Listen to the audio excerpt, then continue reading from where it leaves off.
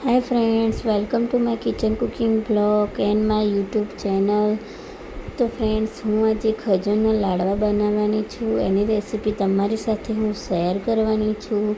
છે ને એકદમ દેખાવમાં મસ્ત અને ટેસ્ટી, જોવામાં જેટલા સરસ લાગે છે તો ખાવામાં કેવા મસ્ત લાગતા હશે. તો ફ્રેન્ડ્સ, આ રેસીપી તમે શિયાળો હોય, ઉનાળો હોય કે ચોમાસું હોય, ગમે ત્યારે તમે આ બનાવી શકો છો. અને એકદમ મસ્ત ડ્રાયફ્રૂટ્સના લાડવા છે, ખજૂરના, બહુ સરસ લાગશે.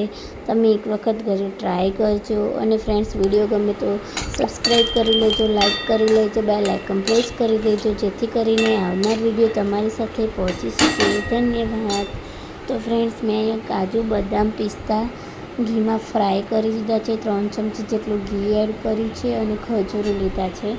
ખજૂરને એક પ્લેટમાં કાઢી દીધા છે. એ બિયા વગરના લીધા છે. ગેસનો ફ્લેમ ધીરો રાખ્યો છે મેં.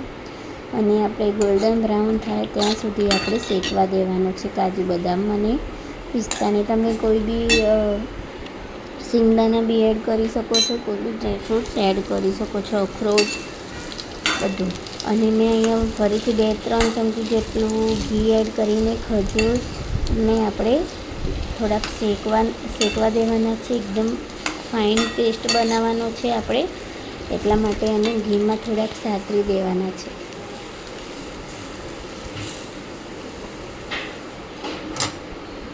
હવે આપણે એને પ્લેટમાં કાઢીને ઠંડુ પડવા દઈશું. આ રીતના મેં મસ્ત કરી દીધું છે. અને કાજુ બદામને તમે ક્રશ બી કરી શકો છો મિક્સરમાં. અને હું ખાંડીમાં અચકચરા એ કરી દઈશ, ખાંડી દઈશ. પછી એક પ્લેટમાં કાઢીને પછી આપણે ખજૂરને મિક્સરમાં કરી દઈશું. આમે કાજુ, બદામને, પિસ્તાને થોડા કચરા કરી દીધા છે. હવે આ મેં પેસ્ટ કરી દીધી છે ખજૂરની. પછી એમાં કાજુ, બદામ, પિસ્તા છે એ આપણે બધી પેસ્ટમાં એડ કરી દઈશું ખજૂરના. પછી મેં અહીંયા છે ને કોપરાની છીણ લીધી છે. એ કોપરાની છીણ એડ કરીને આપણે લોટના જેમ પહેલાં મિક્સ કરી દઈશું.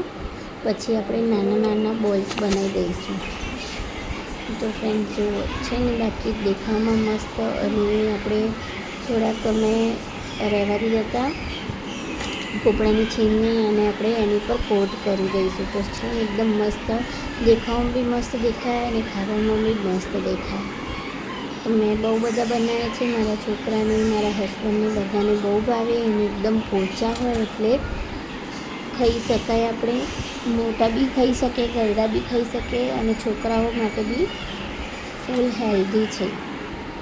તો જો ફ્રેન્ડ્સ, મેં બધા જ લાડવા તૈયાર કરી દીધા છે. ઉપરથી મેં કોપરાની છીણ એડ કરી છે. એકદમ મસ્ત છે ને, બાકી મસ્ત દેખાવામાં બી મસ્ત, અને ફ્રેન્ડ્સ ખાવામાં બી મસ્ત લાગે છે. તમે એક વખત ઘરે બનાવજો. વિડીયો ગમે હોય તો લાઈક और શેર કરી દેજો.